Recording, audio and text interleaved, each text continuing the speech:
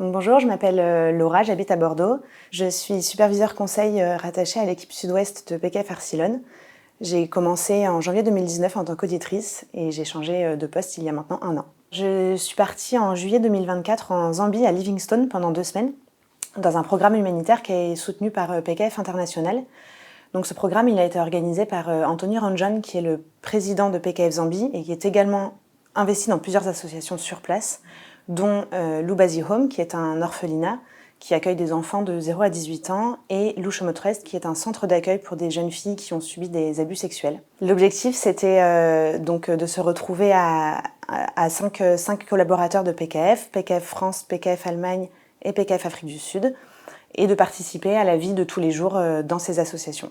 Donc les associations ont pour but d'accompagner les enfants de 0 à 18 ans dans leur vie quotidienne, de les rescolariser et de leur apporter une éducation globale qui est basée sur une participation active aux tâches, mais aussi sur l'entraide. À l'approche de leur majorité, les enfants sont accompagnés par les associations pour leur retrouver une entrée dans la vie d'adulte en leur proposant des formations ou des métiers qui sont adaptés à leurs compétences. L'idée, c'était d'accompagner les enfants dans leur vie quotidienne du matin jusqu'au soir, de les accompagner pendant les repas, de jouer au foot, de les accompagner pour leurs devoirs également.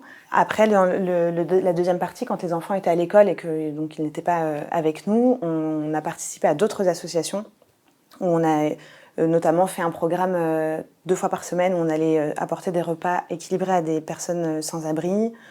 On a aussi passé toute une journée à nettoyer une maison de retraite avec l'aide de PKF Zambie, avec les enfants. On était tous ensemble pendant toute la journée. Il faut savoir qu'en Zambie, l'État ne participe pas du tout en fait, aux associations. Elles ne sont pas subventionnées et donc c'est parfois difficile de subvenir aux besoins de chacun. Donc le principe de ces associations, c'est d'interagir ensemble pour réussir à s'entraider au mieux. Le deuxième objectif, en fait, qui était finalement l'objectif principal, c'est de pouvoir faire du repérage dans ce programme afin que les années suivantes, d'autres volontaires puissent venir avec, pourquoi pas, d'autres pays pour pouvoir être de plus en plus nombreux à participer à ces associations et à faire connaître Lubazi Home et Lushomotrest.